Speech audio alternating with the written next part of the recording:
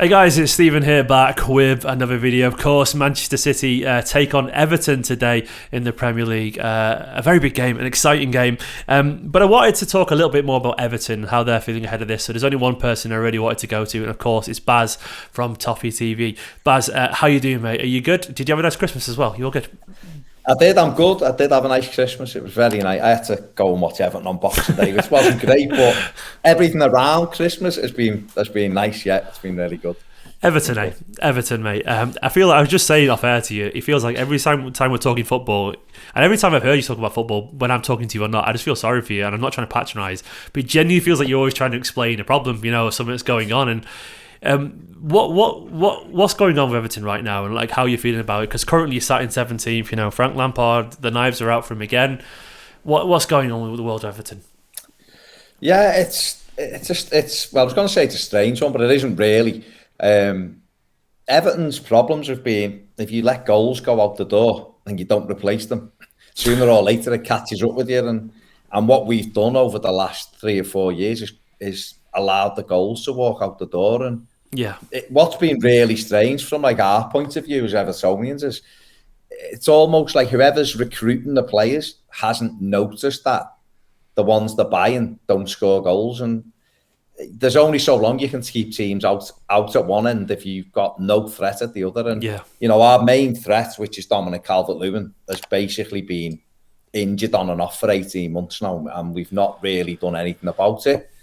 And the only other person who got goals for us on a regular basis was 𝐌𝐿𝐷𝐼𝐻𝐿, who we sold in the summer. So, I remember doing the overlap with you in August, and we'd made some decent signings, and it was, if we can keep 𝐿𝐷𝐼𝐻𝐿 fit, we'll be all right. And then we left the recording studio when I got my card made. He was out for 10 weeks, and that was kind of that. And that's really, Steve, where the problems are.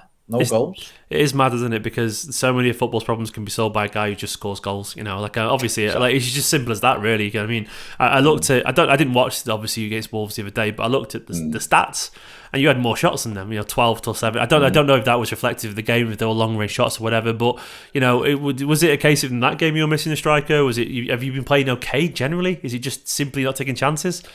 I couldn't say we've been playing okay, generally, really, to be honest. I think we had a period, we lost the opening 2 games of the season, and I think we played the first 5 games without a striker, and it showed.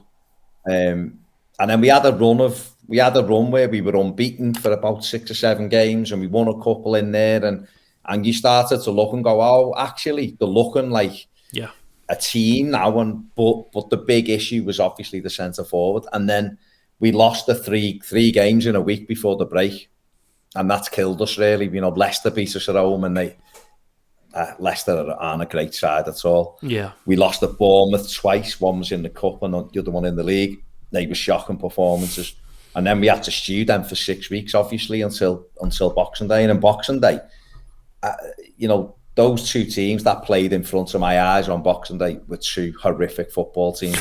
That's what it looked like.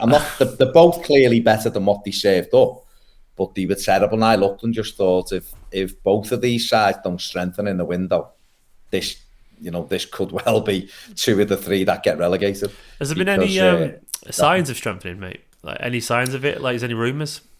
There's rumours, but there's always rumours, isn't there? But most of them are just nonsense, aren't they? I think Everton, it's well known. I spoke to Frank Lampard, an interview with Frank Lampard in November, and asked him about forwards, basically. Is that an area where Everton are looking? And he said, yeah. So, we'll wait and see. But the worry is that Everton, the way Everton are run at the moment, and because we've wasted a lot of money, is that we are playing within the financial restrictions. We've got to be very careful what we do. And that sometimes means deals are more difficult, and down payments and all of this. So there's a lot of plates to spin because of FFP rules. I think the money would be there. In old terms, Everton would be able to kind of spend the way out of it, but it's not like that anymore. So for us, it's got to be a little bit more careful, and that makes it more difficult, obviously. And we haven't been great with money, put it that way. I say, yeah, there's always that, and there's no guarantee you'd spend it well anyway. And No. Just, we've seen many clubs who've spent the money to still not spend it well. United, for example, over the years, and it looks like Chelsea randomly throwing money around at the moment. No guarantee it's going to improve them, and Everton have been bad. They've just been bad, haven't they, recently with money and so on. And but at the same time, that is money that you can't spend. I mean, how does it feel being an Everton fan and seeing, obviously Chelsea, we know their revenue's higher and so on, but Newcastle and Chelsea and so on are throwing money around at the moment. Is there a slight sense of frustration with all that kind of stuff, amongst the fan base that Everton can't splash out big? There is of course, there's a frustration. You can't help but look around and see other clubs spending money and be a little bit envious because. Although, in all fairness, we had to go spend the money as well. We did it horrifically. So we're almost the masters of our own downfall, if you like. Yeah. I think the unlucky thing for Everton, and we have a history, and Manchester City.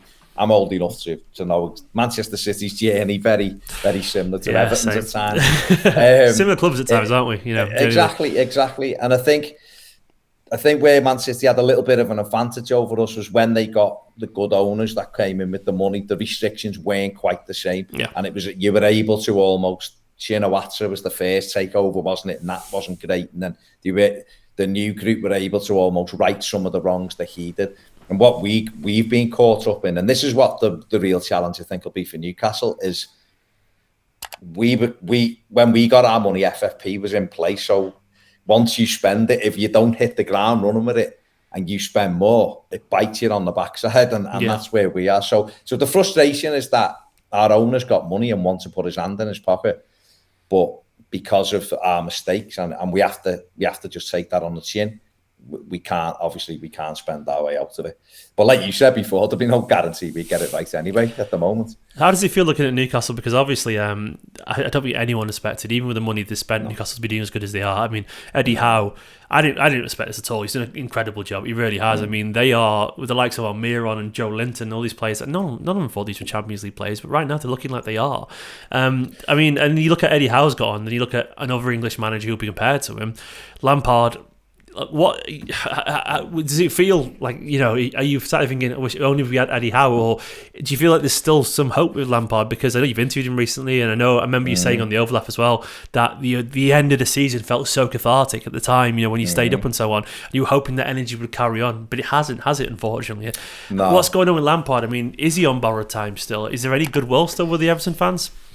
Yeah, I think he made an error the other day. He kind of hinted that our frustrations on Boxing Day had led to Everton giving the goal away because the crowd wanted the ball. Well, what he said was the crowd that were trying to play a certain way and the crowd have got to be patient. But I think the point he missed was the game was 1-1. Wolves were terrible, like genuinely terrible. It's in injury time and we're on a run where we've won one in about 6 games. And we know who we know we're going to Manchester City in a few days' time. So you write that one off. You're at home as well. We've got tricky games, so the crowd want the ball forward. Yeah. You want it forward, and it was a bit nonsense. But in general, I think to be fair, that he still has got the support of most of the fans. But the problem is that it's results at the end of the day, and Everton have got, we've, like I said, we've won one game since early October, and that was in October as well. We beat Crystal Palace 3-0, and that's fine if you're playing Liverpool, Man City, Chelsea, blah, blah, blah, blah. It's not fine, but you could argue it away and go, well, we've had difficult games. But the last few games, we've had Leicester, we've had Wolves, we've had Bournemouth, all 3 of them in the bottom 3, and all 3 of them beat us. And now we've got City. So results will define it. Everton have got Manchester City away, they've got Brighton at home, they've got Manchester United away in the FA Cup. If Everton lost those 3 games, then I think he will be under massive pressure. But just right now, I think everyone's looking to the Brighton game next Tuesday, to be honest. I think most Evertonians are going about the City game. But you can't do it. Even if you've got a great team, it's a huge ask anyway. When you got no confidence and you've got no strikers, it's ridiculous to even think we get anything at Manchester City. I'm not trying to make you feel worse, but I didn't realise we'd won 10 in a row against you guys. I didn't realise it was that many. It used to be City fans used to be a bit nervous. Yeah, we were all right. Yeah, it used to be that we were like, oh, the Everton are a bogey team for City, and even if we did beat you, you gave us a hard time, really hard time. But it felt easy for a while. I didn't realise it'd been that long. I'm gonna put that easy at the Etihad. Let's not. No, you're right. All right. Let's not forget Rodri playing basketball last sport. That was the correct decision. Pulled the lead, didn't it? Apparently, it was the correct decision not to give the penalty to us. It was the absolute correct decision. Do you actually believe that? Yeah. City winning it. No, I don't believe it. But it cost Liverpool. It cost Liverpool the league, so it was absolutely. So it was worth it, for the greater good and all that. It was worth the pain for the greater good. Of course. What was I going to say? Obviously, we talked a lot about negatives. I mean, is there any positives? Has there been any shining lights so far? Because there's a couple of, there's always a few young players around Everton in general. Anthony Gordon's a guy who's got a lot of attention and so on. But is there anyone that stood out for Everton so far this season? I know Iwobi's completed a transformation into a midfielder as well. So has there been any shining lights? I think Nathan Patterson. Yeah, we I didn't know much about him, to be honest. I saw him, in the team.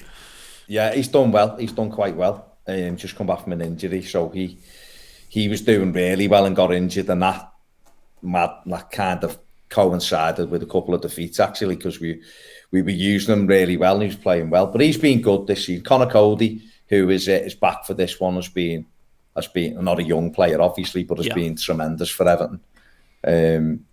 They've probably been the best two. Tarkowski's done quite well as well. They've probably been the best two players. Outfield players, 2 or 3 players. Iwobi's done all right, to be fair. He's been quite creative. Just doesn't score enough goals, and that is, sadly, that's the theme that runs through this Everton side. There's no Anthony Gordon's our top scorer with 3 goals.